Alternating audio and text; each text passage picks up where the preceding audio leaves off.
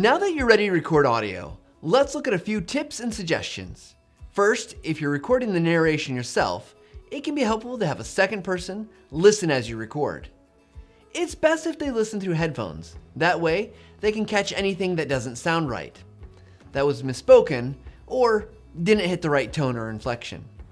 When I record alone, I often won't realize that I've made a mistake until I'm out of the studio and back at my desk editing. If I have to go back to record or fix mistakes, it can be difficult to match the sound of what I previously recorded. You'll want to make sure that your narrator, whether you or someone else, has also appropriately prepared. They should have read through the script at least once out loud and have made any marks that will help them give the appropriate performance. This may include highlighting words or underlining words to add emphasis, or adding other marks to indicate pauses, intonation, pacing, or other instructions. When you're ready, start recording. As you record, keep these tips in mind. Smile as you talk. It may seem like a simplistic idea, but it will change the tone of your reading and can infuse positive energy into it. And if you talk with your hands, keep talking with your hands. Just be careful that you don't accidentally hit the microphone.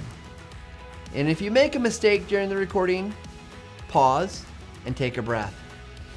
It can also be helpful to snap, clap, or make a sharp, quick noise to create a spike on the waveform. This spike will help you identify mistakes quickly and easily during editing. After your pause, it's probably best to go back to at least the beginning of the last sentence and start again. This is easiest with a script, but can also be done without one. If one sentence isn't enough, it's okay to go back several sentences or to the beginning of the paragraph. This will help sure that you have vocal continuity in your reading. As you read through your script, you may need to change words.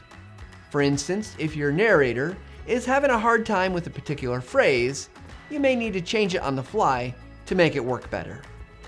This about covers it for recording voice narration. Next, we'll take a quick look at including system audio or the sounds from your computer in your screencast.